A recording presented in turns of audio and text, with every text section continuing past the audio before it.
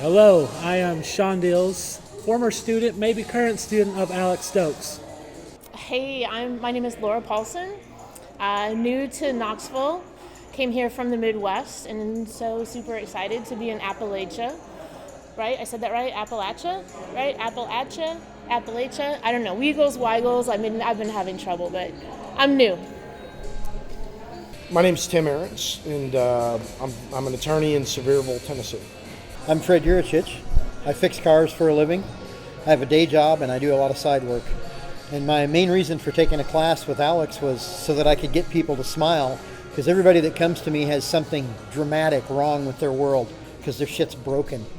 I'm Alex Stokes. I'm a professional stand-up comedian for 10 years, and I'm an author. I've published, 5, 6, I don't even know, whatever, but 5 or 6 books. And I teach stand-up comedy at UT. It's the first class of its kind in the entire country. And tonight we just had our final performance for my 11th class. So, yeah, it was a lot of fun. Oh, I get creative when most of the time it's when I'm driving in my car. Because I travel a lot. I'm on the road a lot. And a lot of times stuff will hit me while I'm driving, and that's when I've got to either pull over and write it down, or speaking to my phone if I remember to do that, if it's not dead, if my phone's not dead. As you guys know, my phone's always dead. So, yeah, it's usually in my car, or it's really, really late at night, like 2 or 3 in the morning.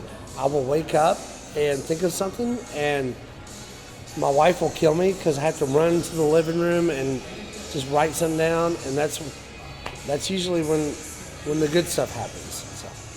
When do I get creative? I work a lot and I'm miserable. So at work, my brain's always thinking of anything else but where I'm at. So I think of a lot of funny stuff there. Shower. It's kind of weird. You can't think of some of the funniest jokes in the shower. And I'm a really super creative person. Like, I don't have any siblings, so I had to entertain myself. Not like masturbation joke, but like I had to entertain myself my whole life. So I'm creative the most when I first get up in the morning or when I'm really tired. I would like to say that I'm always creative and my mind works. I'm super smart.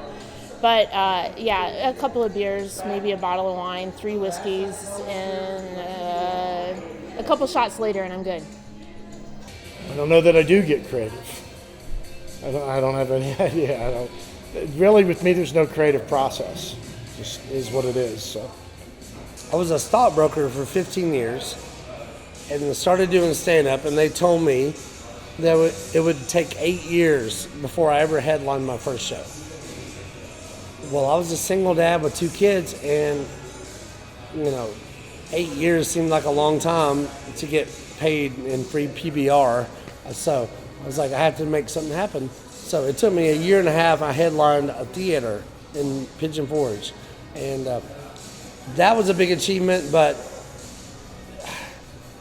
I don't know. Besides, that's a hard one. So.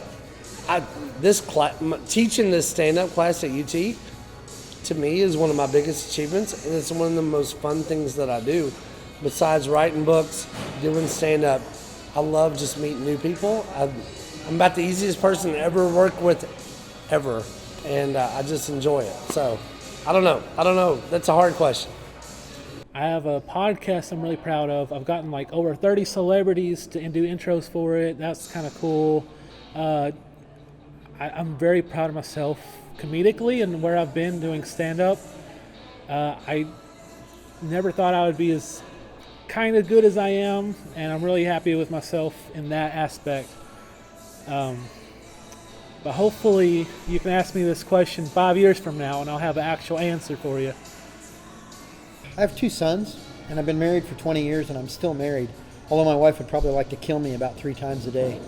All right, so I'm a mother of 3, so I'm supposed to say that, right? Like, I got 3 kids, and they're super awesome, but they totally hate me, so that's not it. My biggest achievement, well, honestly, it is to stand up on a stage someone hands me a microphone in front of a bunch of strangers, and I go ahead and talk about what's going on in my life or some stupid thing that was completely embarrassing and make people laugh with it, that's a huge achievement to make that happen. To date, I just was out there with a whole bunch of people and was trying to be funny. And I'd say, other than my daughter being born, graduating law school, passing the bar, getting married, that probably was my greatest achievement. And unless we're talking about karaoke. Sometimes I like, if I get like a really good song that I'm not used to singing and I can sing it on karaoke, it's a pretty big deal. I'm horrible at stopping drinking. I guess I'm very horrible at being social. I don't talk to people unless I'm really spoken to, or I don't know, I guess it's like getting your ass kicked in high school and being called a faggot every day. It kind of like fucks you up socially. So that's one thing I'd really like to get better at, is I'm just god awful at it. I can't cook. I fucked up the, cup macaronis 3 times in a row, couldn't do it. So I can't, I think that might just take the social shit right there. I just think it just topped that. What am I horrible at? Normally I'm a little shy. Trying to work through that with doing a little comedy, so I'm not nervous about that. I'm terrible with electricity. I try to fix electrical problems and solve things, and everybody says, oh, it's like water. They give me this water analogy, and I can't do that. If I can't see the electrons moving, I ain't buying it. It's a faith issue. Can't stand it. So I have great trouble with electricity, although I haven't been shocked too much. So many things. I'm really horrible at conversation like this and telling you what it is I'm good at, not very good at all. I'm really horrible at cooking. I so want to cook. So I tried making biscotti last weekend. It turned into like a cake. It went across the whole oven, not kidding. So yeah, following directions. I think that's really that sums that up.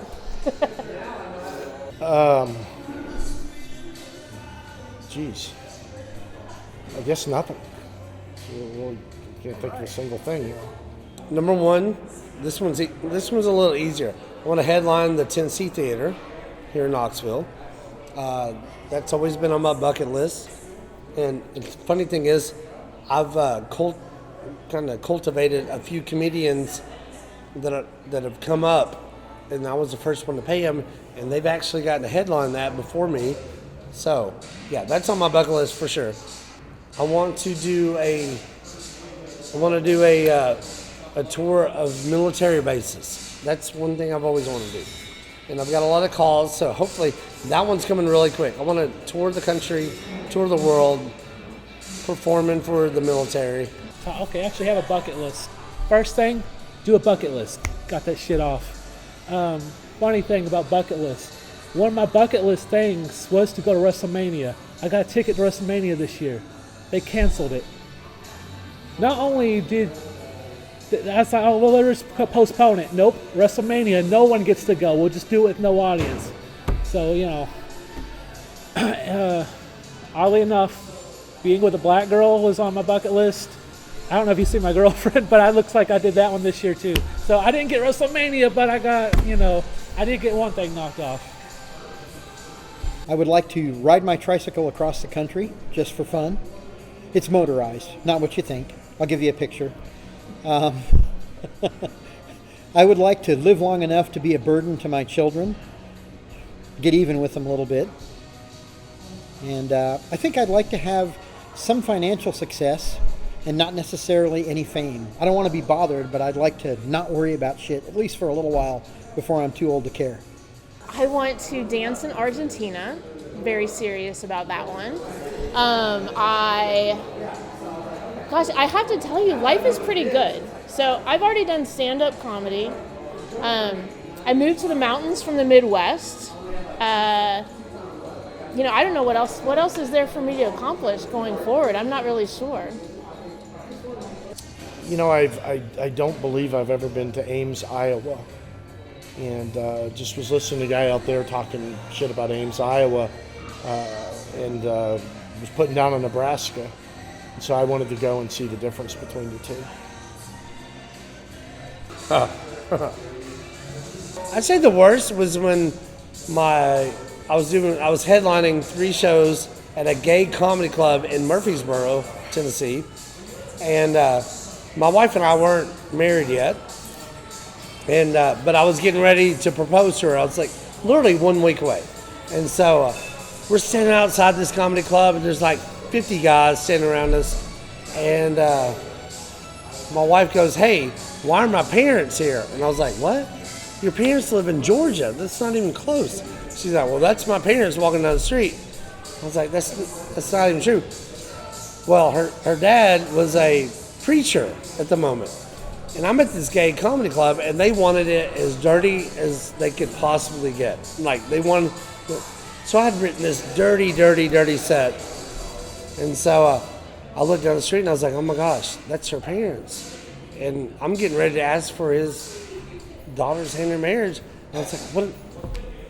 And I was like, honey, this is what I want to talk about on stage. So I show her my set, and she's like, oh my gosh, you can't do that. I was like, yeah, I know. So I run back to the green room, and she comes back about 10 minutes later. She's like, hey, my dad says he knows this is what you do for a living, and he doesn't care. He's like, just go ahead and do what you're going to do. And so I did it. It was terrible. It was nasty. It was dirty. He was in the crowd, and at the end of the show, he said, "You got my approval." And I was like, wow, that actually worked. Okay, so that was probably my worst show. That was my most awkward, weirdest. I mean, I've had a lot of really bad. I mean, I've written a whole book about all the bad shows I've done, and that one's in there. But my best show, oh gosh, that's a hard one. I got to open up for John Reap, who won Last Comic Standing, at a big theater for 1,500 people. And it happened the night before. He just put on Facebook, he's like, I need an opener tomorrow night. And we all kind of battled for it, and I got lucky enough to win. But the coolest part about that, so I called my son, who was 18 at the time. I was like, hey, you're not going to believe this. I'm opening up for John Reap at this huge theater tonight. He's like, what? I've got 4 tickets. He's like, me and my friends are all going. My son had never seen me before. So I got to do 30 minutes in this theater in front of 1,500 people with my son and his 3 best friends in the audience. So that, for me, that was one of the coolest moments I probably ever had. So. My worst moment on stage was this Sunday. Another comedian was doing an open mic. She was shit-talking me before I went on stage. Apparently she didn't know who I was, so she goes, well, I don't know who Sean Dills is, but he sounds like a piece of shit, and fuck that guy. We're going right past him when the next comedian's going to go up. He's much funnier. She got off stage, I jumped her ass about it. I got to go next, but I totally bombed because it just pissed me off, threw me off the whole comedic game. And, you know, in class, Alex Stokes told me 90% of comedians are assholes. And I guess I was like, you know, he's right, apparently, because that really fucked me up a little bit. But I just got done performing, and it kind of brought me back. So that was my least favorite. I guess my favorite, is that the question? Favorite, least favorite? Yeah, whichever one. My favorite on stage was probably at Union Place. It's the first time I think I've killed on stage. Like, really killed. And so that's probably my favorite currently. Best moment was telling a joke and everybody that I could see in my vision laughing at it. That was absolutely the best. And the worst was having silence. Silence is deadly. Maybe it's golden, but it's not for me. It was a little bit desperation. I wasn't sure whether to run or cry. So the worst thing is when people don't listen to you. So then it's like you're a child and you're up there talking and you think you're super smart and telling a great story. And it's one thing if they're just like not funny. I don't like it. But if they're just like, they don't even listen, yeah, that would be my worst. Oh, and I tried singing. Don't do that. I would say my worst moment on stage happened tonight, and it's when I went up there, and my wife wasn't there to record it, so somebody else had to. I would say my best moment also happened tonight on stage, and it was I found somebody to record what I asked them to record, so I got that recorded. The impossible wish be like me performing like naked on Mars and the whole country was watching on TV. That would probably, like, I would do a full hour totally naked standing on Mars, and it was on every channel on TV. That'd probably be, yeah, that's my impossible wish. As long as I could drink too while I'm doing it, but you know. Possible wish. I am, what's the word? Narcissist. So I always want to be immortal. I don't want to die. Dying's scary. And I was like, I want to just.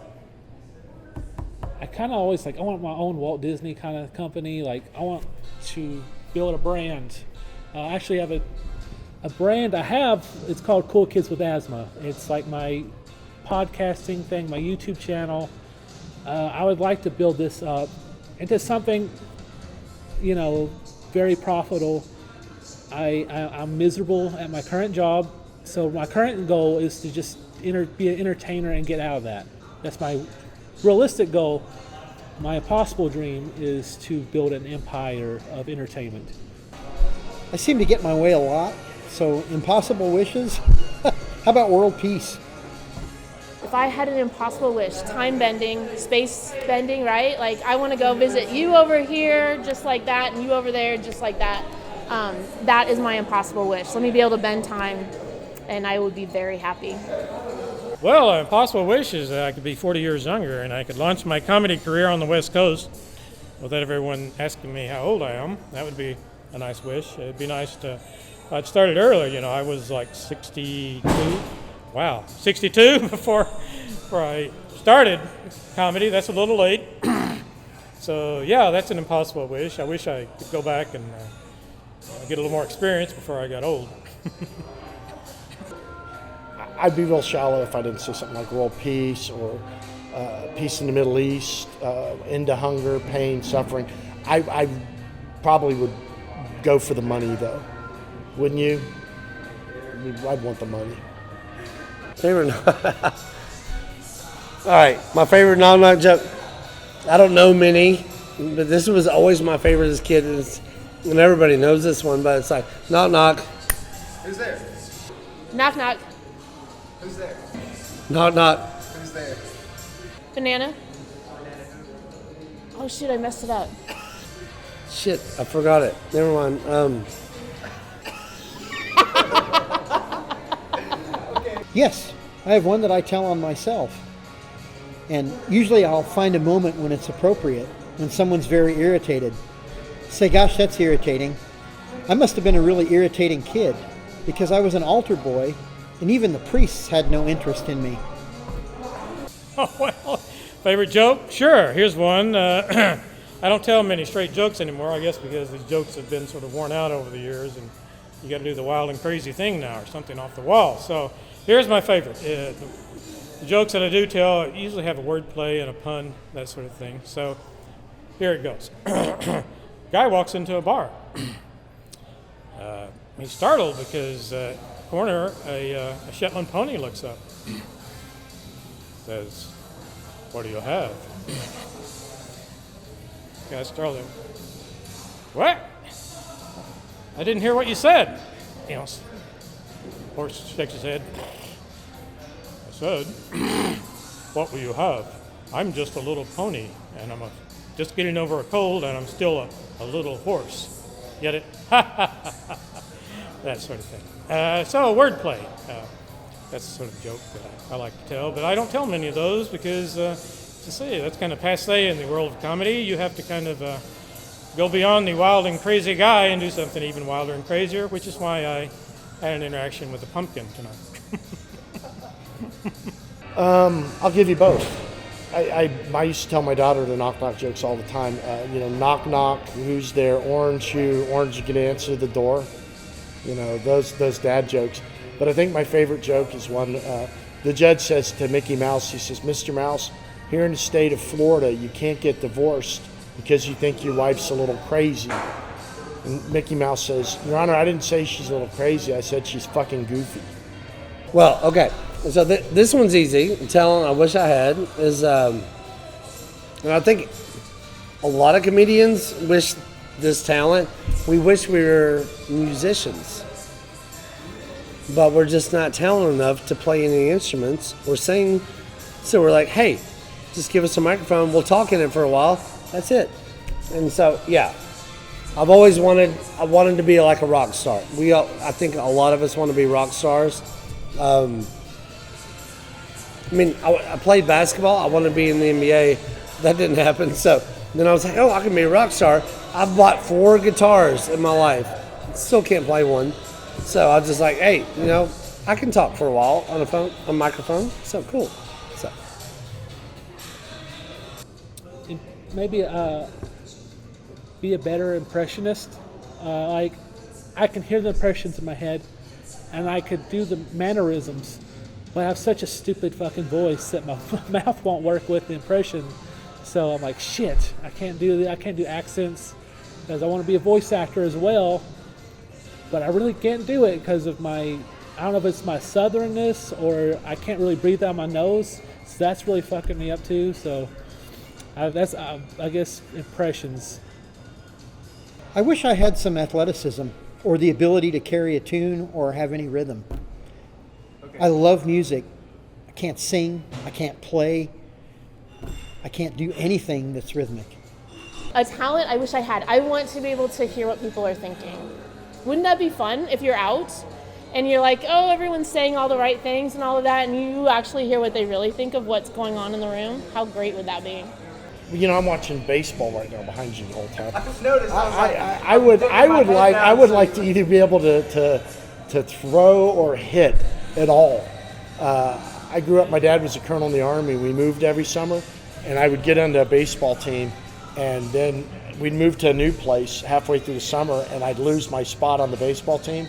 So I've always sucked at baseball. I played football. I actually walked on at Clemson, and I had scholarship offers other places.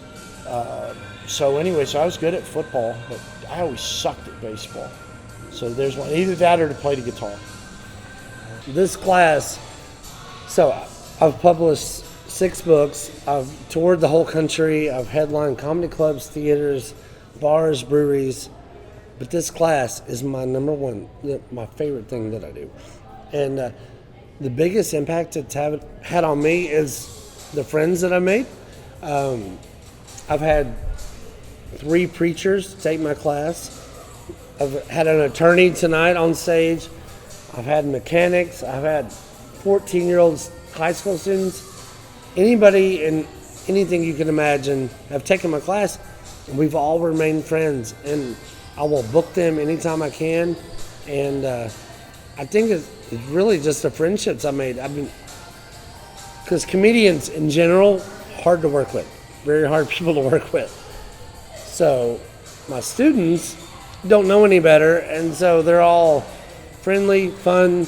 We enjoy every night that we get to perform, and nothing makes me happier than when they take my class more than once.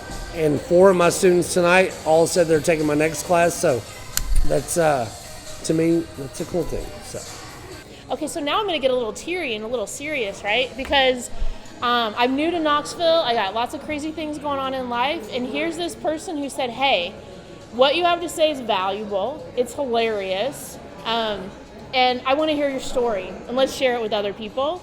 And there's something really empowering, and it makes you feel good about yourself, right? It's a good way to move forward with the crazy things in life. So Alex Stokes did that for me, and I think he's done it for hundreds of his students. It's very empowering to make someone feel comfortable to get up on a stage with a microphone. The way a lot, really. I took 4 different classes at UT. 2 of those classes were like a podcasting class, and there was one class that was 2 hours, and then like an hour later there was another class that was another 2 hours, and both of those 2 hour sets cost $150. So it's like basically $300 for 4 hours. Alex Stokes, you get 8 weeks of 2 hours apiece for each week, and it's like the price of half of that. And I don't know, just watching him on stage, and I was like, man, I can do this, and it's kind of like becoming a mentor and a teacher to me, and it's crazy. And people were like, I was trying to tell other comedians to take this class, like, well, I've been doing this 2 years, I don't need to. Well, okay, well, with this class, I'm not taking it for the knowledge. I mean, there's a lot of knowledge that comes with it, but mostly the opportunities you get. Like, I want to take it every time.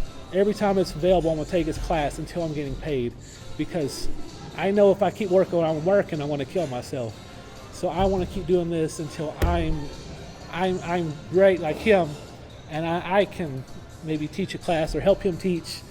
I want to be an entertainer, and so his impact is just crazy amount of impact on me. Like, since his first class, I have been obsessed with this. That's probably too long of an answer, but He's done a couple of great things for me. The first one was to help me with getting over being shy and embarrassed and afraid. That guy tells stories that I would have never told before, and he does it with such ease. I'm inspired to just put it out there and let it happen. What are they going to do, laugh at me? Well, that's what I'm trying to get them to do. So I'm okay with that. And the other thing he's done is introduce me to a million connections. I have met more people who are fun than I've ever experienced in my life. Knowing him and then meeting the people that he introduces me to, and those people introducing me to other people, has really been fun. It's been 6 degrees of separation turning into 2. It's great. Well, Alex made a big impact by offering the class, and because it gave me an opportunity to push myself, it's something I had never done. He gave us an opportunity to practice in class and so forth, which is good to build our confidence. But then he expected us at the end of the class to actually go up on the stage, and maybe 1 or 2 of us had the class. It's a big class, about 18 or so. But, I took that as a challenge, and I said, yes, I'll do that.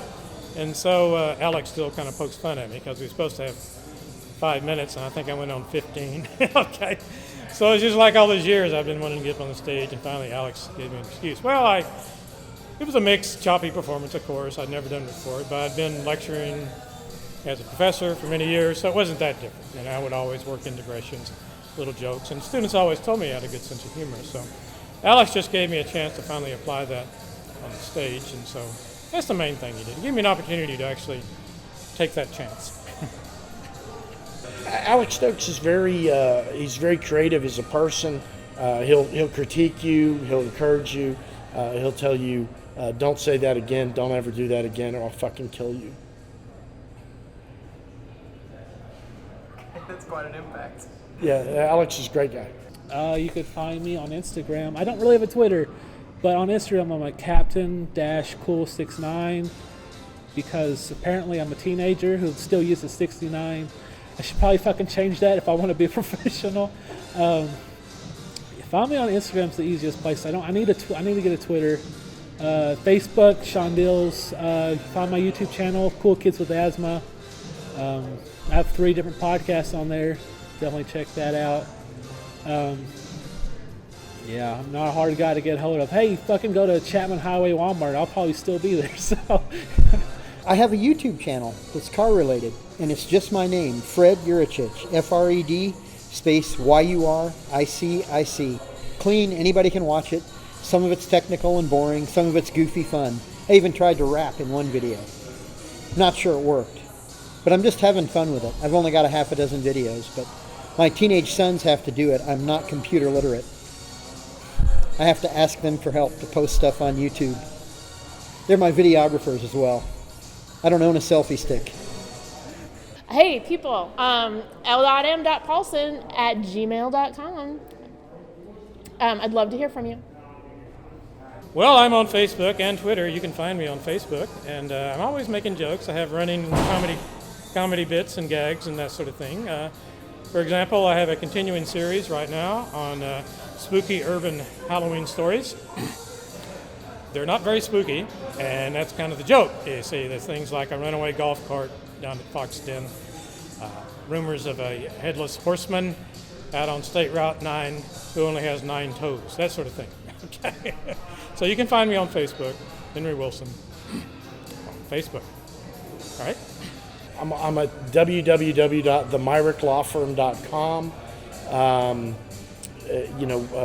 Speeding tickets, DUIs, spitters. I can do it all. If you got a criminal problem, I'm your guy. And I guess my thing to tell people is don't talk to the police. There's nothing that your drunk ass is going to say at 2 a.m. on the side of the road that's going to stop them from arresting you. So just be quiet. Advice: don't talk to cops. Yeah, if you want to check me out, there's a lot of places you can find me.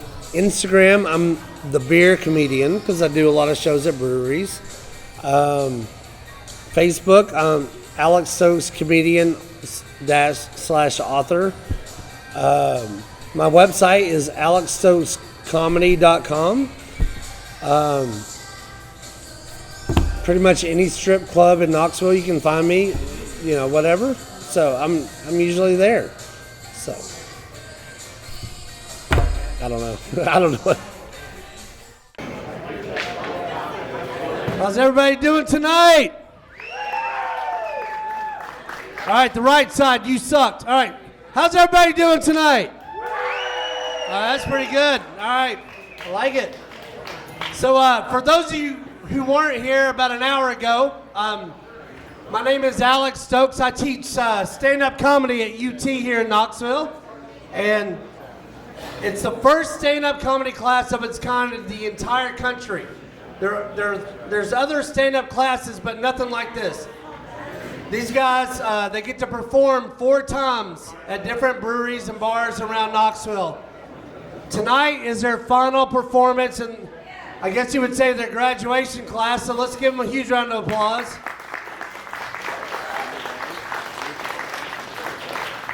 Also, this is the 11th time in a row that Schulz Brau has hosted us for the final performance. So let's give Schulz Brau a huge round of applause.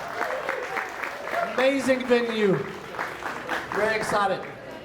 Now normally I have 10 to 20 students, but because of COVID, this one's a little bit smaller. I only have 7 students.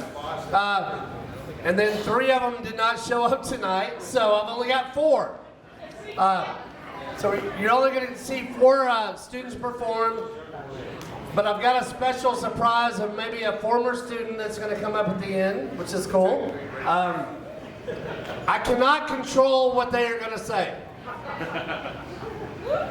And I'm going to see how it goes, whether or not I tell that story here in a little bit. It's pretty dirty. Are there any kids here tonight, first of all? All right. Yeah, don't screw me up here. I should have known that table right there. Yeah. There's always one table at every club I go to, and you're the table, and you're actually one of the comedians. All right, that's even worse. But I've got 4 comedians coming up tonight, and it's a very wide array of comics. In the 11 classes I've taught, I've had three preachers. I've had attorneys, mechanics, you name it. English professors. It's right there. If you can figure him out. I've had a lot of different people. It's a non-credit class, 8 weeks long, $149, 4 nights in the classroom, 4 nights you get to perform. But what's cool about it is most people that take my class don't actually want to be a comedian. Most people just want to be better speakers at work. They want to be better writers. It's a lot of different reasons, but I have had some that are doing really well right now. So let's go ahead and get this show started. You guys ready for your first comedian tonight? Man, you guys are, this is one of our best Schulz Brau crowds ever. I'm excited. All right, guys, your first guy, I'm writing their intros for them tonight. Usually I make them do that, but I've gotten to know them well enough now. Your first guy, this guy's an attorney. He's a DUI attorney. He has given me permission to tell you all to drink as much as you want on him. Is that okay that I did that? Was that huh? No passengers. We lost. Okay, there we go. Guys, give a huge round of applause. The very, very funny Tim Ahrens.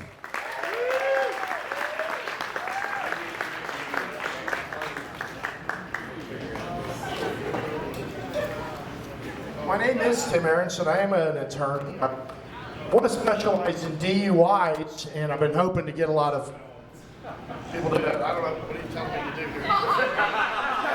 Hey, I thought we said no sex tapes. All right, I don't know what I've done. Something I did with the microphone. Cool. All right, so anyway, I'm trying to specialize in DUIs, but it seems all the court's doing is pointing me to spitters. In case you don't know what a spitter is a guy that spit on his last attorney. And so then they've got a conflict, and the court has asked me to be their attorney. As you can imagine, it doesn't start out real well when you spit on your last attorney. So I've got a perfect defense built, and I'll just share it with you and see what you think. I'll talk to the jury, and you're my jury, and I'll say, ladies and gentlemen of the jury, you heard my client testify that, and you heard the attorney that he spit on testify, and I could tell when the attorney testified that each of you wanted to spit on him when he was testifying. I've known that attorney for 25 years. I went to law school with him. I can tell you, I also have wanted to spit on him every single day in those 25 years. And I don't think it's fair that because you had self-control and I had self-control, we find my client guilty. In other words, if you did not spit, you must have quit. Thank you very much. So, tell you about another client I had. I went into court. There was a guy, and he said, I've gotten the charge. I want to retain you. So I talked to him, and he said it was an indecent exposure charge. And I said, okay, I'll do it for $2,000. Well, I don't know, I did it again. $2,000, I told him. So then I go out in the hall and I talk to the DA, and the DA says, oh, hey, the Mad Whacker hired you.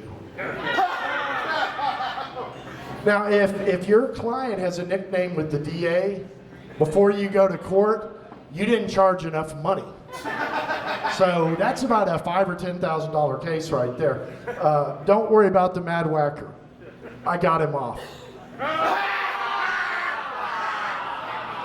So I deal with a lot of police officers. They seem to have these superpowers. They're able to see into cars and see paraphernalia or drugs. They can sniff things out better than any dog ever. So officer, how did you come into contact with my client? Well, we were driving down the road and I smelled marijuana. Yeah, right? So, they've got these superpowers. I also have a superpower. I have the uncanny ability to piss people off. And that seems to work for me, so hopefully I don't do that to you guys tonight. One of the things that I've noticed is that whenever I have a client, there's always an added charge when they piss the police off. It's the PI, the public intoxication charge. And it rarely is by itself. It's usually accompanied by other things. So you have a laundry list: domestic assault, possession of a weapon, possession of some kind of drug paraphernalia, and then the drug involved, and then the PI. And the PI is what I call the fuck you pig charge. Because what they've done is they've either told the cops that, or the cops just like, I've had enough of this guy. And PI too. Okay. I can also usually tell just from meeting my client with what they're charged before I actually go in and talk to them. And the way I do that is I can look at it and I can say, okay, he's got 6 teeth, 10 tattoos. That's a drug charge. If you have 17 teeth and 14 tattoos, that's usually a domestic assault. Now, and of course, the less teeth you have, the more likely you are to have the PI charge. Seems to be, maybe I ought to specialize in that. I'm going to tell you about my wife. I am married. I'm married to my law partner, and she will do things to me that drive me absolutely nuts. And I'll tell you about one of them recently. we're riding in the car, and the temperature control's right here. And so my wife says to me, would you turn on the air? And I'm thinking, it's right there. I mean, she has the same ability to reach it as I do. So it got me thinking, maybe my wife doesn't realize that she's a lawyer. Maybe she was born to be someone else. Somewhere the Queen of England is sitting in her castle and going, you know, I'm hot, I think I'll get up and turn on the air. But not my wife, she can't reach right here.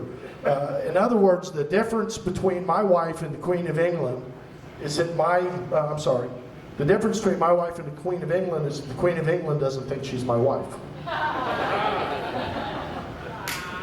All right, I'm going to tell you one more thing, and this requires a problem.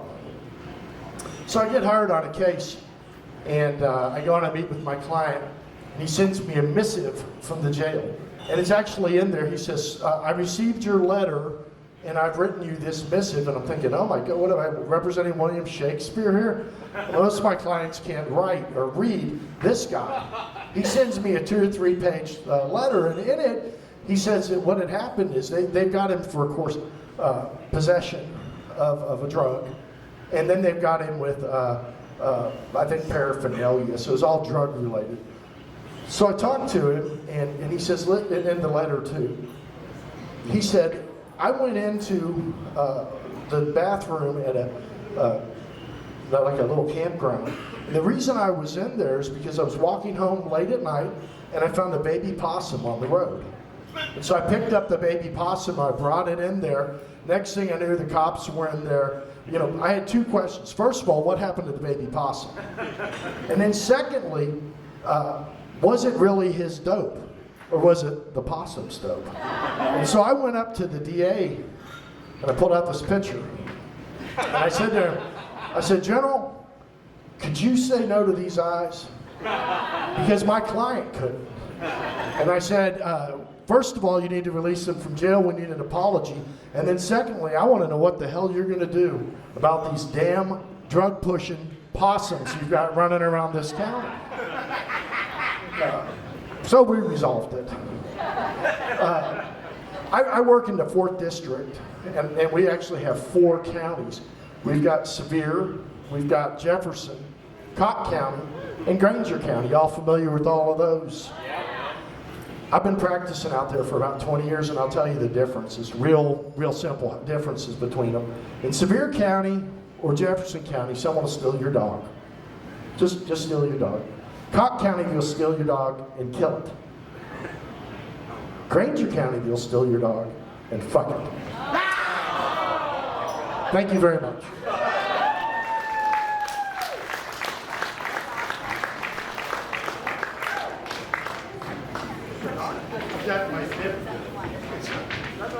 Keep it going for Tim Arent. Now, he left out the great tomatoes they have in Granger County, but okay. All right.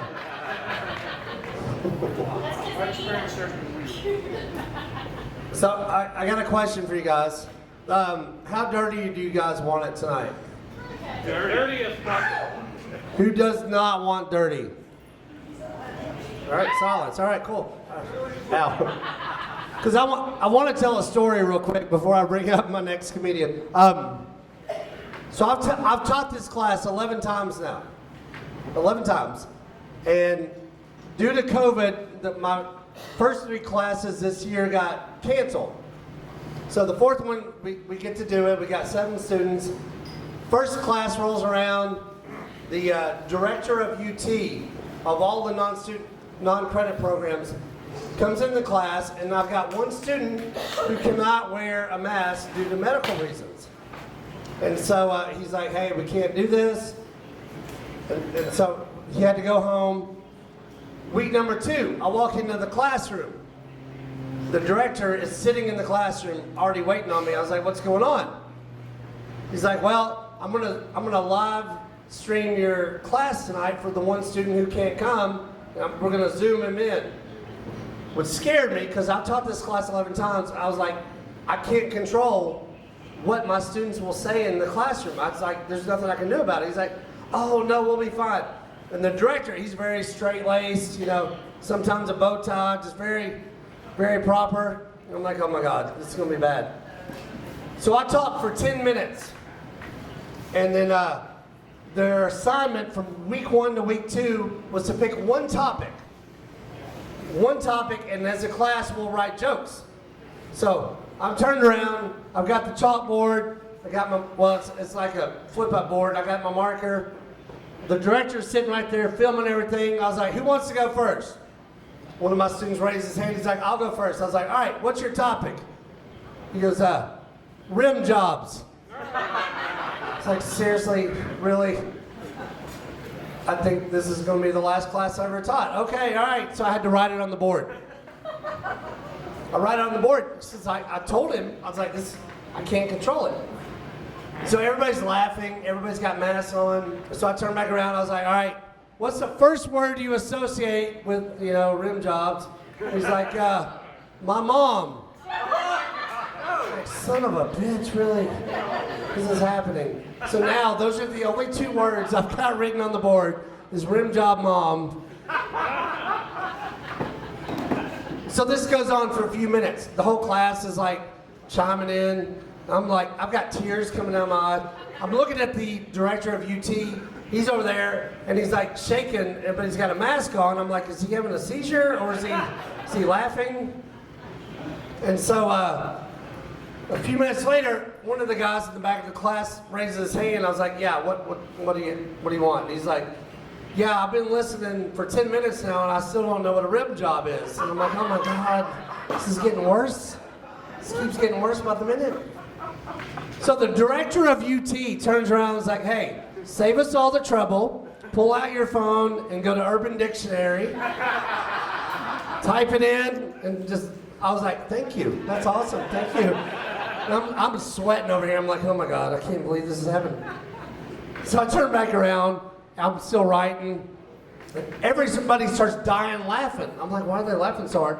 I turn around, the guy had fallen out of his chair with his phone in his hand. He's like sitting on his back. I'm like, what's so funny? He goes, man, I just looked up what rim job means. And he looks at the director of UT, he goes, hey, Mr. Director Man, you should have just told me it meant eating ass. And I was like, oh my God. Oh my God. So I turned around, I was like, all right, class, we are done with rim jobs. No more rim jobs. That's it. We're moving on. Who wants to be next? And I flipped the board over and this guy goes, I'm ready. I was like, all right, what do you got? He goes, fucking. I was like, oh my God. Seriously. So after the class, I go up to the director and I'm like, I'm so sorry. I was like, I told you I couldn't control what they say. He's like, Alex, I've been with the university for 30 years. That's the funnest night I've ever had here at UT. I'll see you in 2 weeks. He has been here every night. I don't know if he's here tonight, but he showed up last week. We were performing at Crafty Bastard Brewery last week. He walks right up to me. He's like, Alex, tell the rim job story. I want to hear it tonight. And I was like, all right, okay. Anyways, so our next performer. Sadly, that's the tamest story I've had from my class. That was a pretty low one. But so this next guy, I've taught this class 11 times. He has taken my class 11 times. Which I don't know if that says that I'm doing a terrible job at teaching or he just really likes me and has a lot of fun with it. But one thing I will tell you about this guy is I never, we're having mic problems. Okay, got it. I never know what he's gonna do. Sometimes he shows up at props. Sometimes he sings. I know he's already wearing a costume. I've already seen him walking around. Never know what he's gonna do. But guys, give a huge round of applause for the one and only Ray Ford.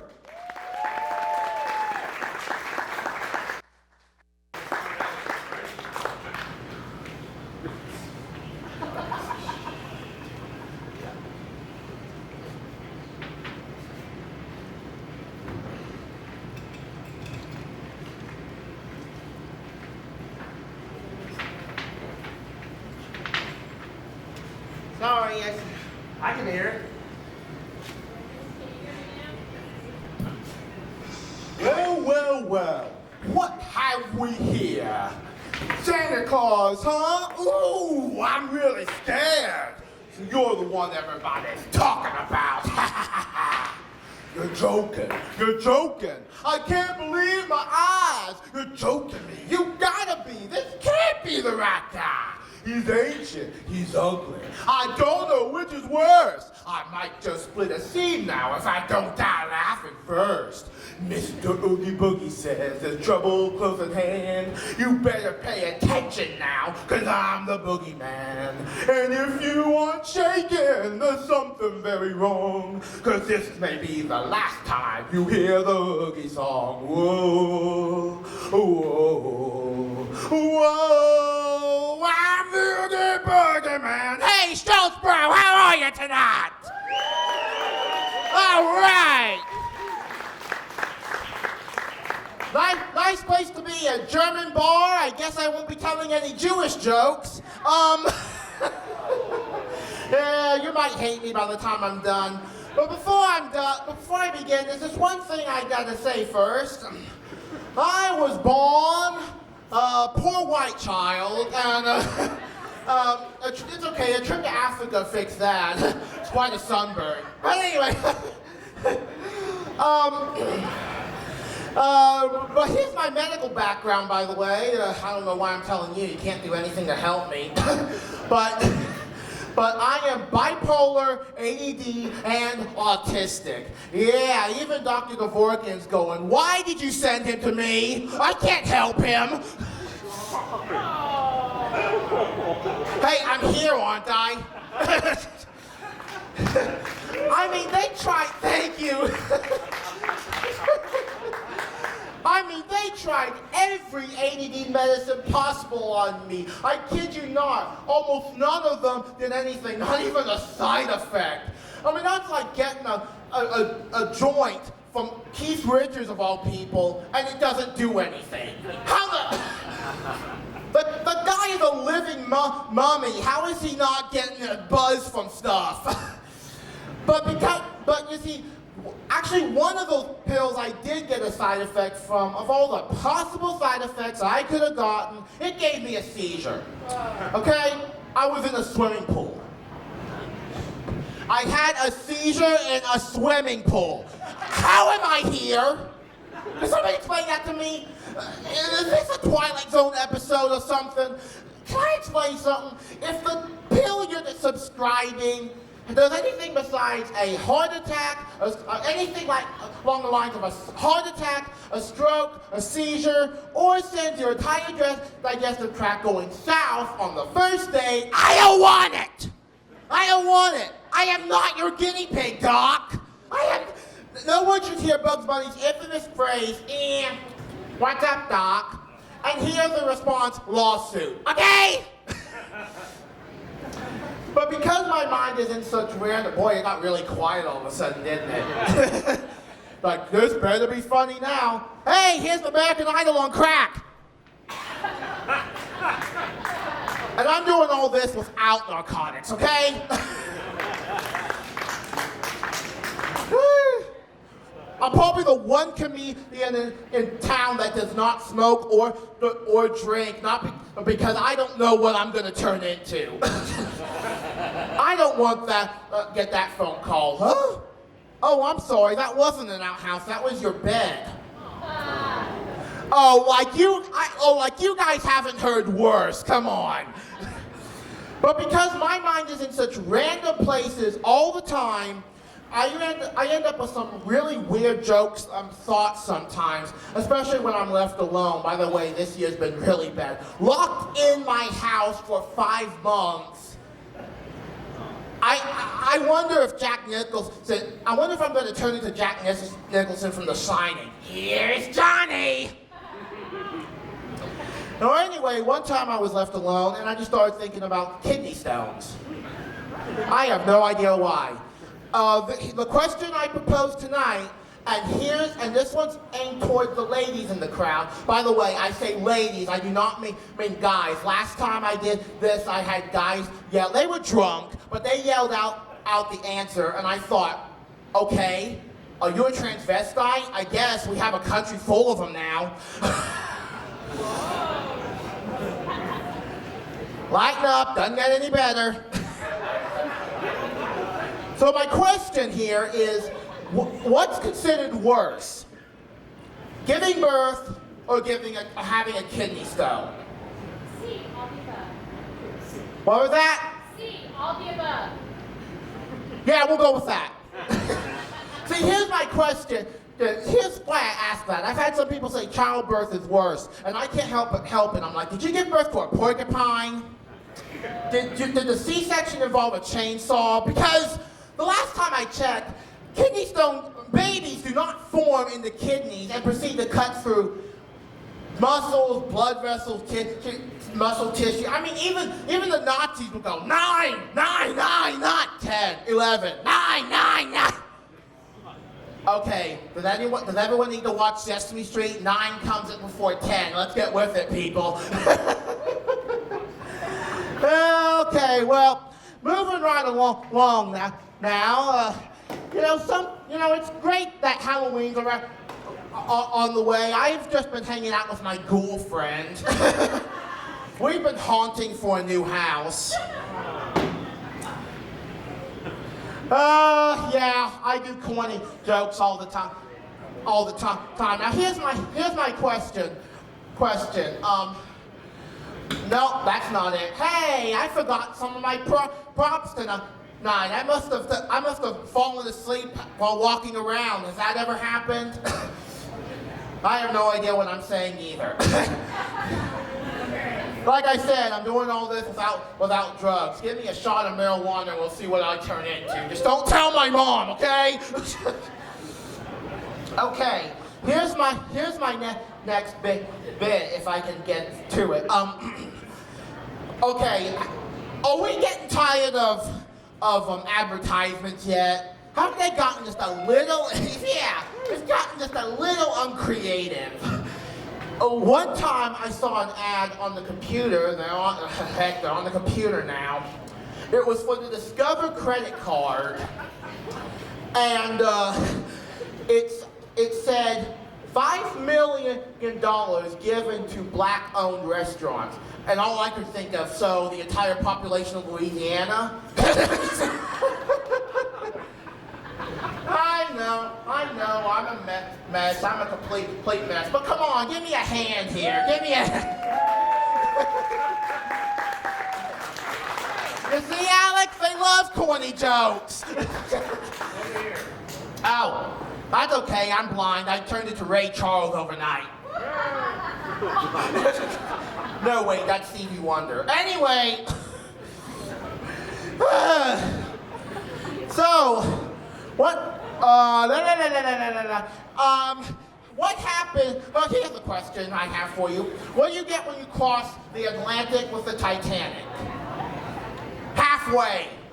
Oh, you think that's bad? That's only half the joke. What do you get when you cross the Pacific with the Titanic?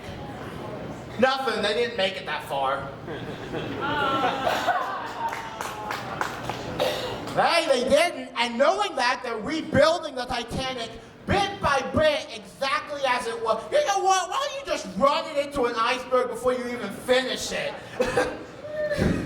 I mean, come on. Do we learn nothing from history? It's like these idiots 2 years ago, there was a whole train of people walked right up Mount Everest, no oxygen, no mountaineering equipment.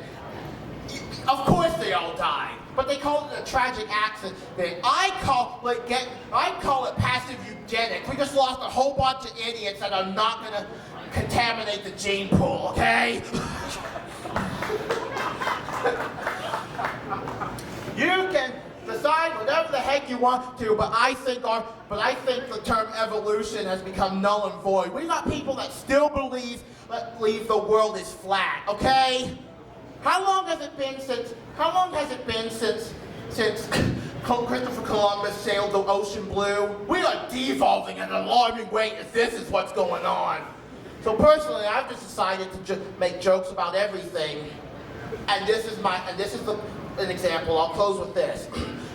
By applause, how many people love animals? We love animals. Yeah, we love them. Oh, they're delicious. I love them. It's so good.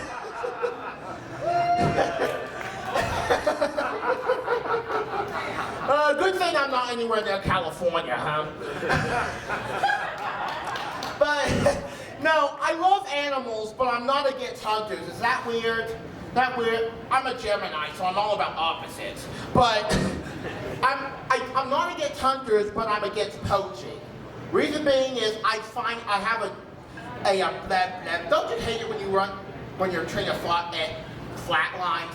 That's all, folks. No, here's what I see different with punchers and hoachers.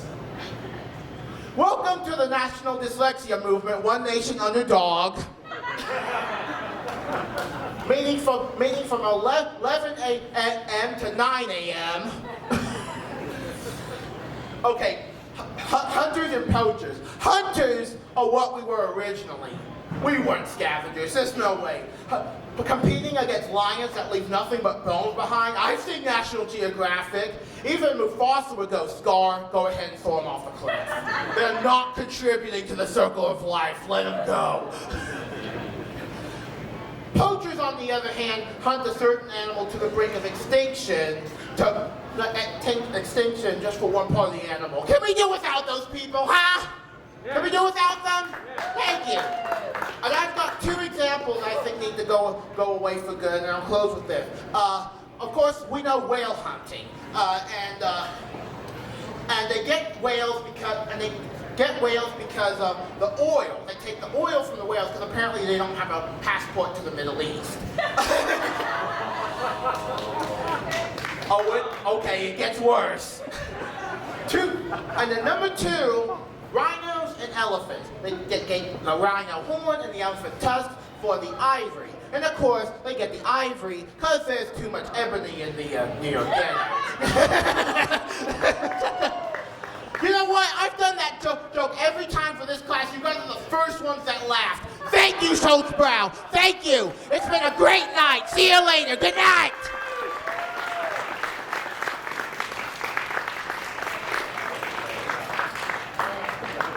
Give me going for Ray Ford. Ray's like, this is my 11th class. Screw it. I'm offending everybody. All right, let's do it.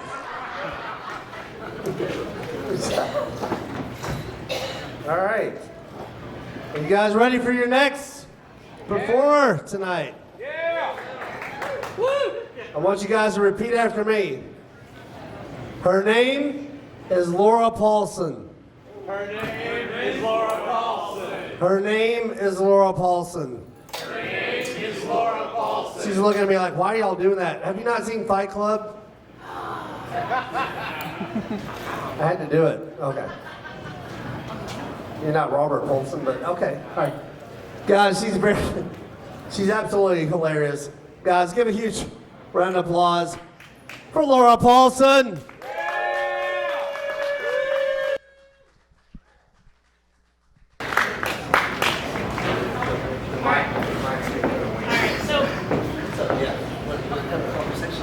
Yeah, I was trying to talk to you, but it's fine.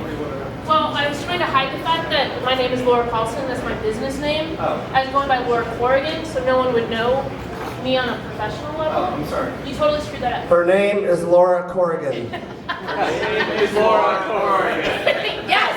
Cool. All right. Woo! All right, so confession.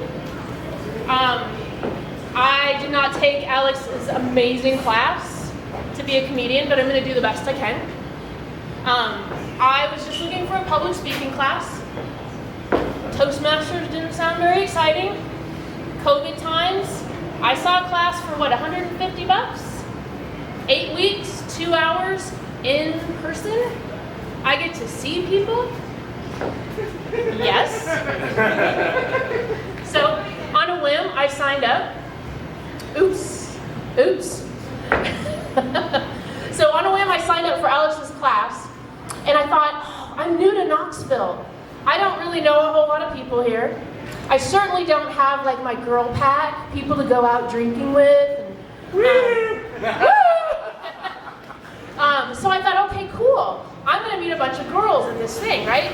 So just to tell you a little bit about me, to say why that's such a big deal, I show up to class. I'll go with that. So I show up to class. Not quite sure. I will tell you I stood outside the class for more than 5 minutes before I walked in the door. You've seen the class? Yeah, so I walk in and I'm thinking, cool, I'm gonna maybe make my girlfriends. Nope. All guys. You've seen a couple of them tonight, you'll see more. Not gonna make my girl pack here. Right? So just to tell you a little about me, I'm the only girl in the room most of the time. 4 brothers. Tease me all the time, grew up with all their friends. And they say to me like, you know, you whine too much, you're fat, you're stupid. Oh. Right, like they're brothers. I said meaner things, but I have the mic. All right, so I thought, all right, I'm gonna prove these guys wrong. I'm gonna go to engineering school, right? And I'll show them how smart I am. I can't maybe prove the other things wrong, but I'm smart. Joke's on me. There's only guys in engineering school, right? I'm the only guy in the room all the time. So I come to Knoxville. I got a great job. Super happy about it, again. All guys. So I thought, how great is this? I'm gonna get to do this class and I'll make some girlfriends. Not the case. There's no girls in the class and I do not blame you.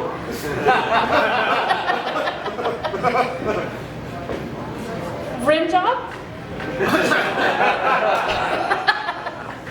All right, so I start working in Knoxville though, and it's really great, and I meet some women who work outside of my department, of course, and they're trying to be really nice to me. They want to include me in Knoxville. Hey, Laura, why don't you join our book club? Yes, I know book club. My mom did book club. That meant one Tuesday every month, she could go drink with her friends as much as she wanted, and she didn't have to worry about us. Book club. I had always wanted to be in book club. I have found my girl people. So, I get ready for book club, right? It's on Saturday night. We actually are meeting at a wine bar. This is a perfect book club. So I get myself dressed up. I'm thinking I'm out with the ladies at a fancy wine club in Turkey Creek. This is what you do. I got my nice maxi skirt, right? I'm ready to go. Show up to wine club. First person is there. She's the organizer. And sit down and she's got a glass of water. And I thought, all right. Well, she's like, oh, I have to go to the doctor on Monday. I've got stuff happening. I'm like, all right, that's fine. It's a wine bar. I love wine. Yeah. I'll order a couple of bottles for the table, and everyone will be happy when they get here. So the other women come for book club. They come from they were at a birthday party, or they were at a soccer game, or they were at the Tennessee game. They were not dressed like me. They've got t-shirts and jeans, or whatever a mom might wear on a Saturday afternoon to take care of, 4 kids. All right, that's all right.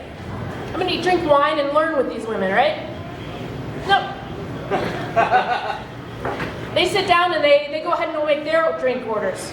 Water, Diet Coke, unsweet tea. Oh crap. All right, I'm good. I'll have my wine, and I will quietly drink my wine, and I will listen to the smart things that these women have to say. Now let me tell you about the book. Because they told me about the book. I knew nothing about the book before I got there. The book is about corrupt cops in New York City, and wife swapping, and maybe love children, secret on the side. They're all experts. So here I am with my bottle or 2 of wine. And I'm quietly sipping the wine while I listen to them discuss very intelligently this very important book. Okay, no, I'm not kidding. Especially this table, and a good amount of my class can tell you, if I've drank a bottle of wine, I am not quietly listening to anyone discuss anything. Can you think of like the worst thing you say to a woman who's had way too much wine? What do you think? I thought a lot. I watched Law and Order. I've got like Lifetime movies. Like I knew way more than this group of women did about corrupt cops and love children. And I shared it. Along with way more than I should have, and Alex can attest to that. I'm really good at sharing way more than I should have. So the night goes really well, right? I'm really smart. I'm telling them about, what it really means to be a corrupt cop in New York City, and I've got some experience with it. I definitely have experience with love children. I had a really good time. So at the end of the night, the woman who had amazingly organized a dry book club at a wine bar,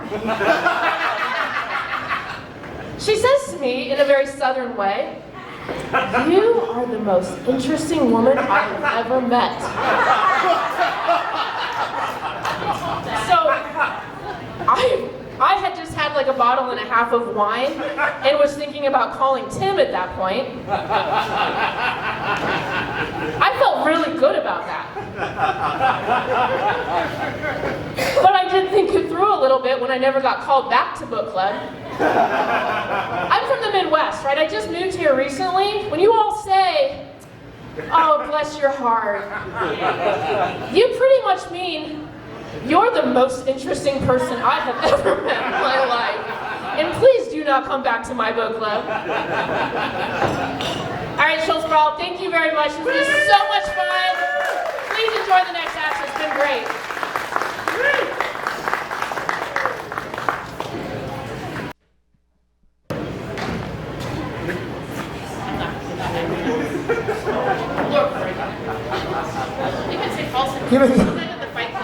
Keep it going for Laura Corrigan. Her name is Laura Paulson. Her name is Laura Paulson. Corrigan. Oh, that's good. All right. This is my last current student, and I'm going to have one more surprise guest come up, and then we'll be done. So this last student may or may not have a nickname of Rim Job. He's like, "Shit, you did that to me?" All right. So this guy, one of the coolest things about my class, and so I teach this class, I've done it 11 times, and only twice in 11 classes over the last 3 years, I've had a student go out and start doing open mics by themselves, like while the class is still going. Like this guy really, really wants to be a comedian, and I'm putting a lot of pressure on him right now. So, hey, I'm doing it. This is all for you.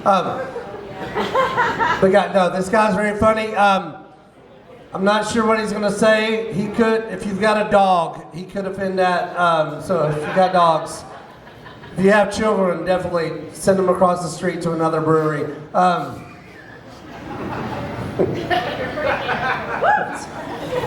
They have board games. I mean, what's the problem? All right, guys, give a huge round of applause for the very funny Sean Dills.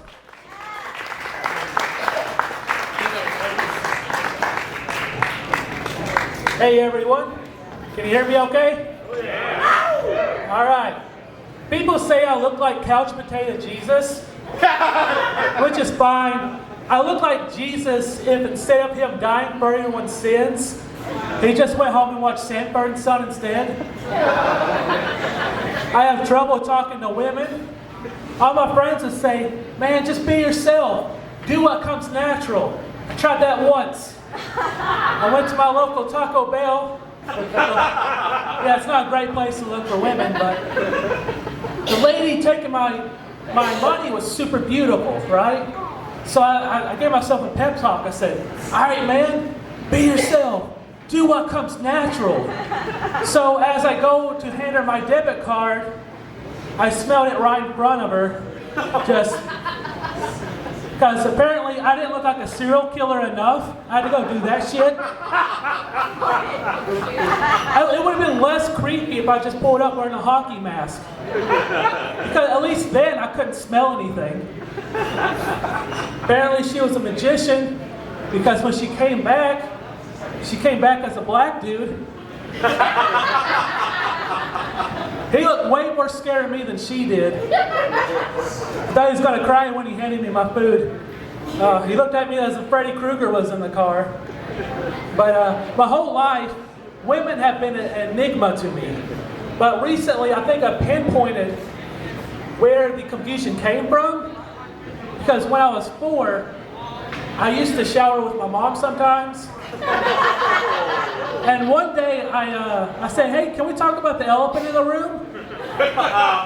Where's your wiener? And as a parent, if you get asked a difficult question, you can handle it in 2 ways. You can either tell the truth or lie. So let's see which one she did. Hey mom, where's your wiener? Some guy cut it off. Oh, fuck. Yeah. So my one question is now 102. Who? Just some crazy guy. Is he going to cut off my wiener? No, he just gets women. Fuck, should we warn them? No, he's got them all already. Don't worry about it. Damn, my brain was fried. The next day I went to my kindergarten class and I was just staring at the girls. One of them just like, what are you staring at? I'm like, well, did it hurt? I work at Walmart. Yeah, not great. When I started out at Walmart, I started out as a janitor. And being a janitor at Walmart is like being a housemate to a bunch of meth heads. Yeah, like one day I found a dead raccoon inside of a trash can. Who has a dead raccoon to throw away? Hey Earl, pull over at the Walmart. I think the dead raccoon's gone bad. And one day I was walking by the fish tanks, and there was one dead fish on the ground in front of the tanks. My buddy walks over, he goes, man, why is there one dead fish on the ground? I'm like, we do that to one of the others. What'll happen if they try to escape?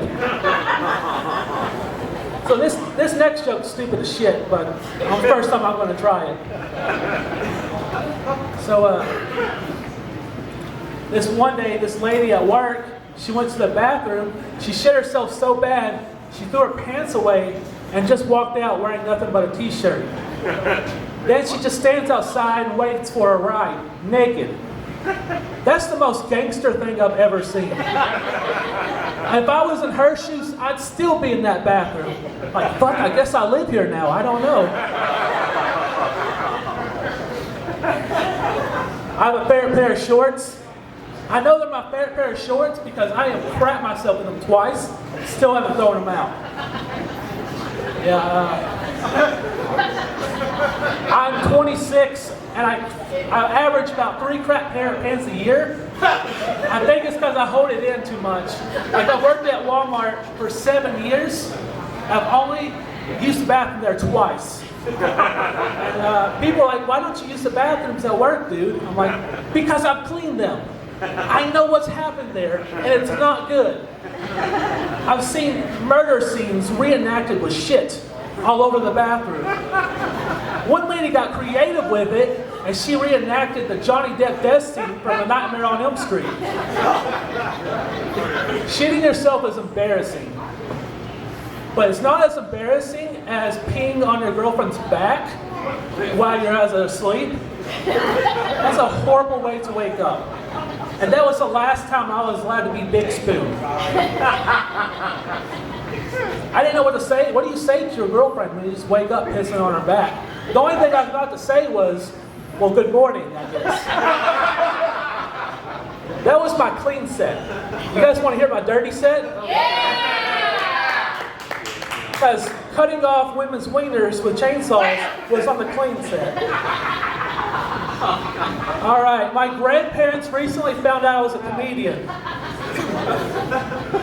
My grandparents recently found out I was a comedian. They actually texted me a joke to use on stage. They said, the two things that give men the most trouble, tits and wheels. So I texted them back, I'm like, so no crippled girls then?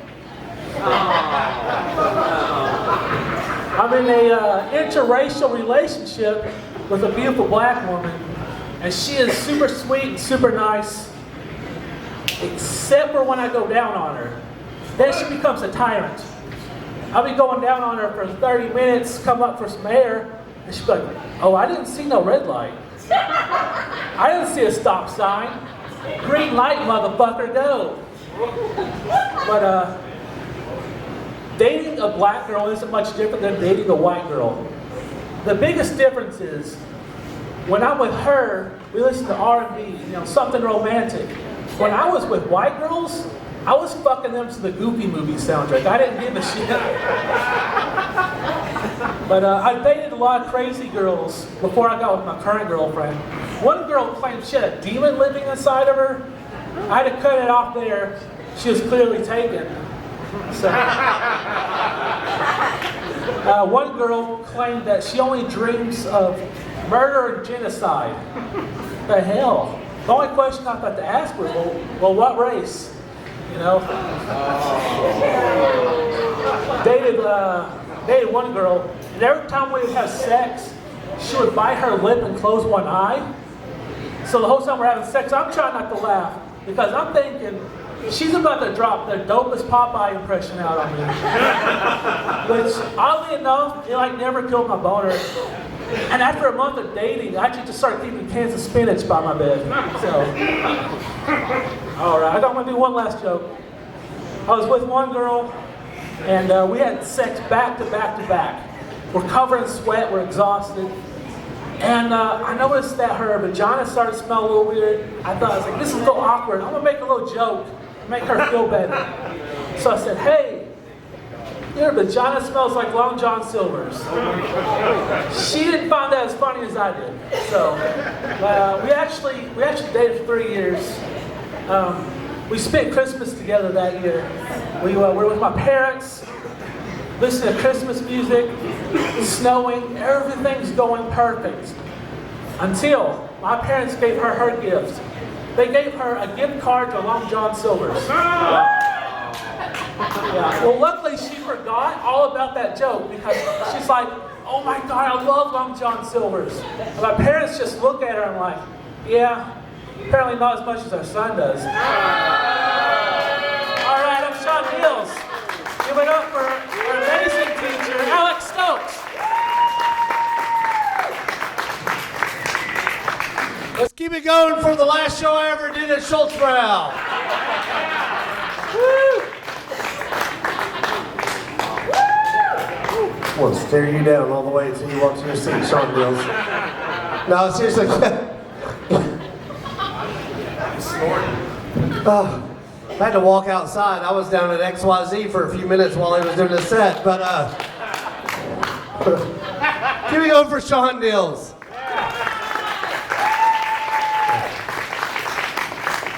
If any of you guys order food after that, I'll be impressed. All right, so I've got a special guest tonight. This guy, he's 750,000 years old. No, I'm just kidding. Where are you? Oh, you're sitting behind the speaker. No, this guy's one of the coolest guys in Knoxville. He was in my very, very first class 3 years ago. He's actually, and one thing I learned early on is every once in a while I'll get a guy in the class that has his own nickname. He calls himself Cool Breeze. You may have seen him around town. This guy is still doing stand-up to this day. And it's very impressive. Former English professor. I hope I'm not ruining all your jokes. But guys, this guy's very funny. And I thought it was cool that he showed up tonight to support my class. And so I was like, you know what? Come on up. Let's do this. Let's have some fun. Guys, give a huge round of applause for Cool Breeze. He's your last performer for the night.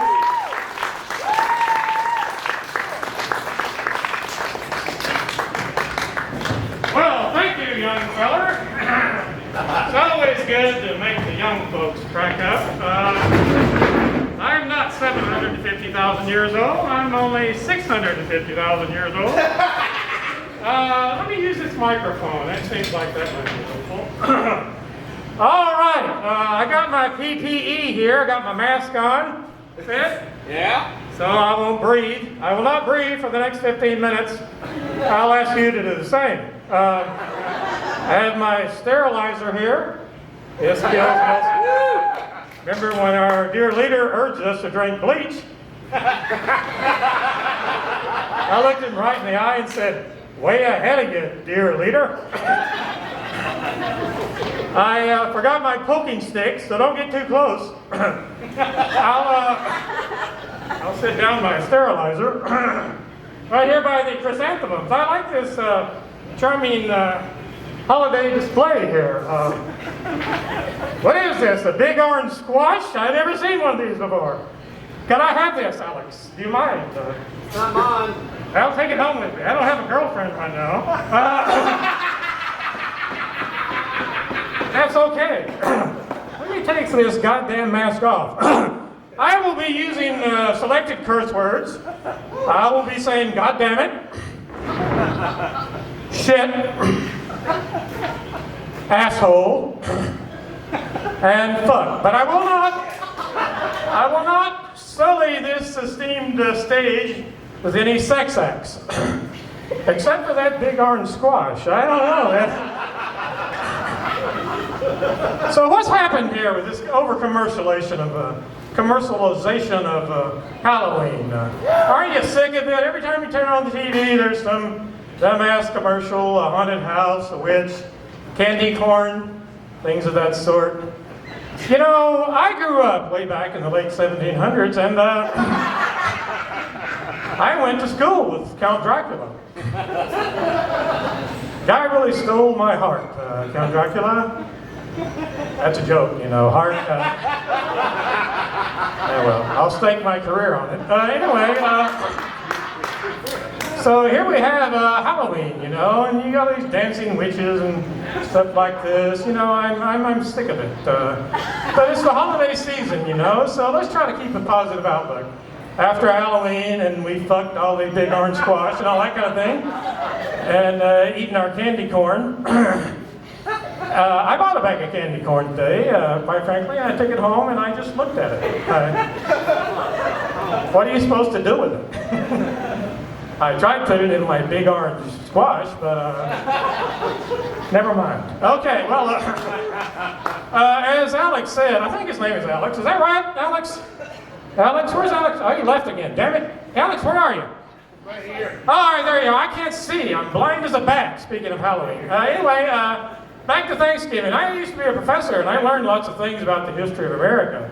I know when I was a kid, we put on these lame-ass plays about, you know, Pocahontas and Captain John Smith and all that, and the Indians come around, they serve turkey. I recently learned that they did not have turkey at the first Thanksgiving dinner. Did you know that? Oh. It's true. You can trust me on this. I'm a doctor. No! Guess what they had at the first Thanksgiving dinner? Squash. Big orange squash. Yeah, exactly. Stuffed with candy corn. Well, you know, when you get lonely enough, what the hell? So anyway, no, they had fish. And turnips. Well, you can see why they changed the tradition over the years. Prithee ye, Captain John Smith, wouldst thou pass the haddock? Boring. Okay. Would thou like us some rutabagas? No, I have a big orange squash. Never mind. Okay. Well, we'll skip Christmas. There are only 2 shopping months to Christmas. How many of you have done your Christmas shopping? Raise your hands if you've done your Christmas shopping. No one? What the hell is wrong with you people? You need to support the economy. It's your fault if you have depression and I'm back on the street as a hobo. I never liked being a hobo. Granted, we get to, you know, make an occasional trip to Big Rock Candy Mountain and They don't brew a big pot of stew, but on the whole, it is just kind of a drag. Anyway, I'll skip Christmas, and let's talk about football. That's another holiday tradition here. How many of you are Big Orange fans? Big Orange Tennessee football fans, right? What the hell's wrong with you? We just got our ass kicked by Kentucky. Alabama came in and kicked us around like a big orange squash all day long. Why are you rooting for these losers? Okay. Well, anyhow, that's your prerogative. I have a suggestion, though. You know, every time we have a downturn like this, we clean house, we start firing coaches, right, and all that kind of shit. Maybe the athletic director. Well, what good is that? You know, enough for half measures. I think things are desperate. We need to really clean house. I'm talking about firing the ushers, the janitors, the professors, the students. You know, you ever thought about that? Maybe if the students studied a little harder, we would have got kicked like a big orange squash last Sunday, right? Give it a shot. You know, lay off the entire history department.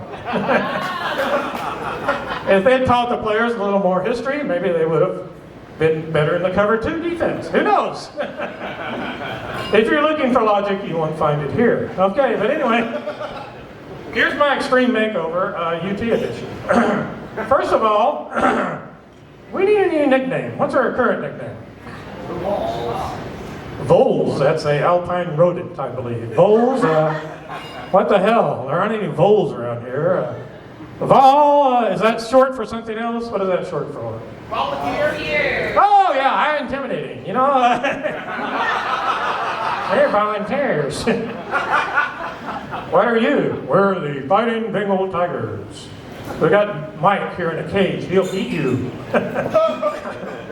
Volunteers, huh? Sounds like something for the Peace Corps.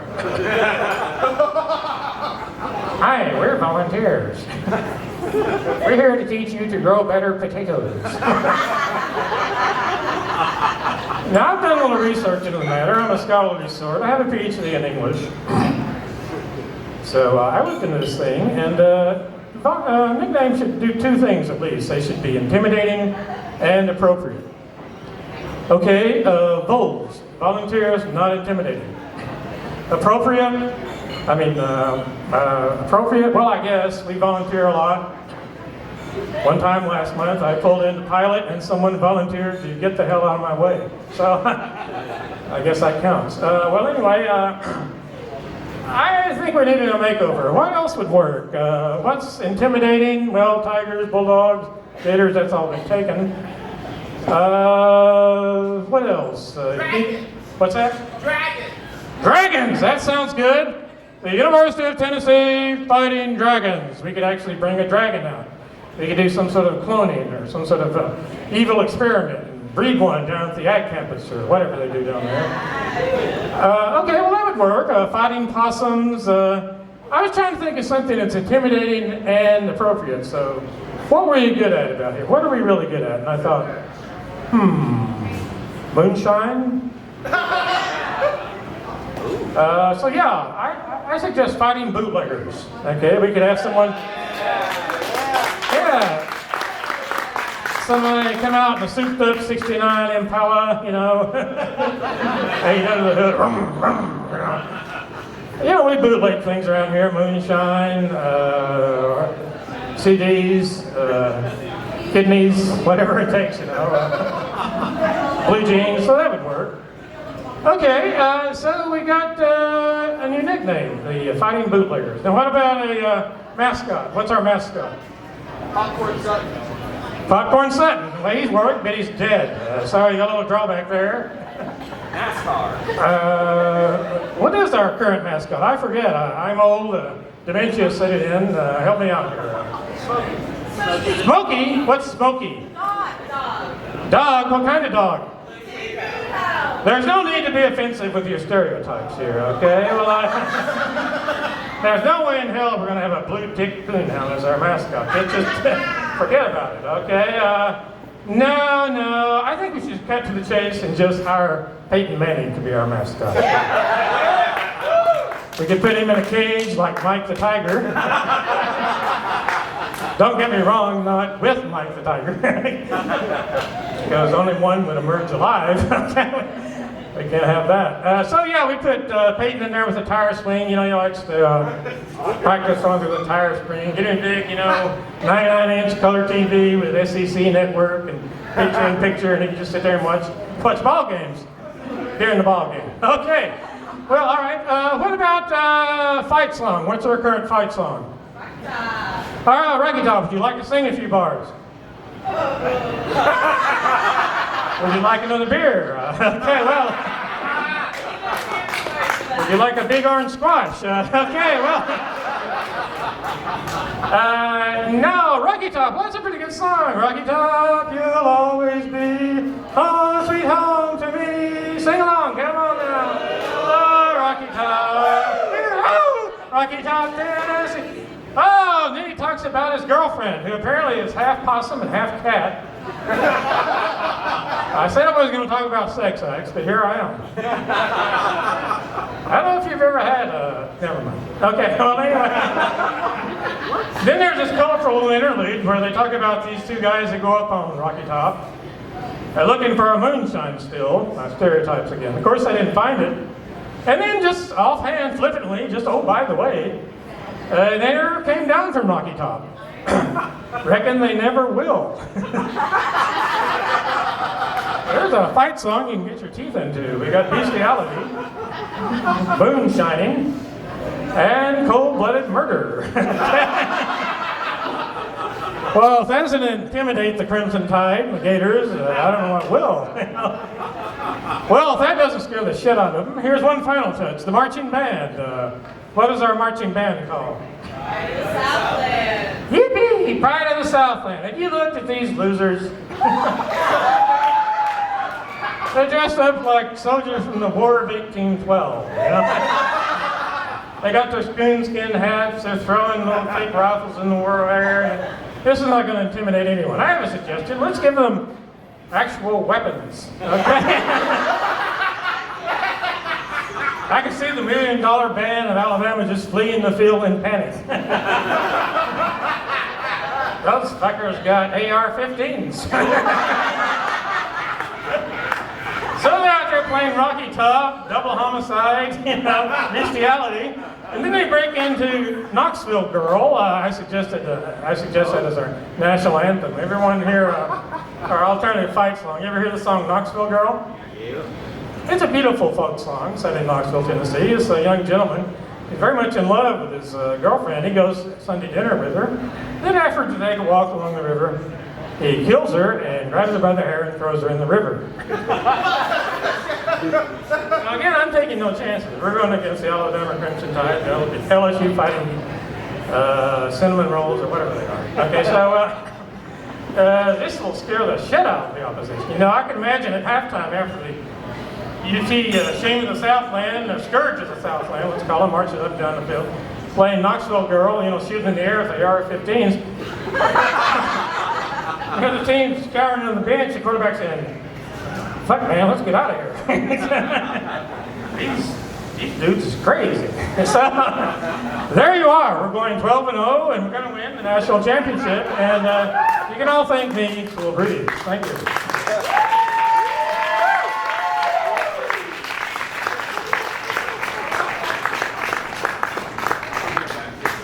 There you are. Keep it going for Cool Breeze. It's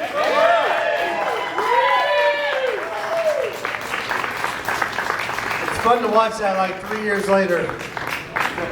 Still telling the same damn jokes. All right. No, that was great. Guys, give another huge round of applause for all of my students tonight. This is one of the hardest things you have ever done, is trying to stand-up comedy. It's a difficult thing. Let's give another huge round of applause for Schulz Brau for having us out tonight. Give yourselves a round of applause for sitting here. Give that tree a round of applause. I'm just going to keep doing this for a while. No, you guys have been amazing. We've had a really good time. Thank you guys. Y'all have been one of my favorite classes ever. Round of applause for Alex. We have a lot of fun. Seriously, if you guys are interested, I think a lot of you guys are taking the class holy shit, right, okay.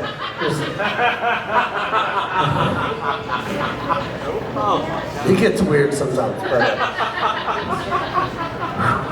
it's Halloween already, all right. But yeah, we really appreciate you guys sitting around listening tonight. January is my next class, so yeah, check it out. It's UT non-credit class, stand-up comedy. It's called a crash course, so it is a crash course, 8 weeks long. So thank you guys again, and you guys have a great night. Enjoy your beer. Have fun. Thanks.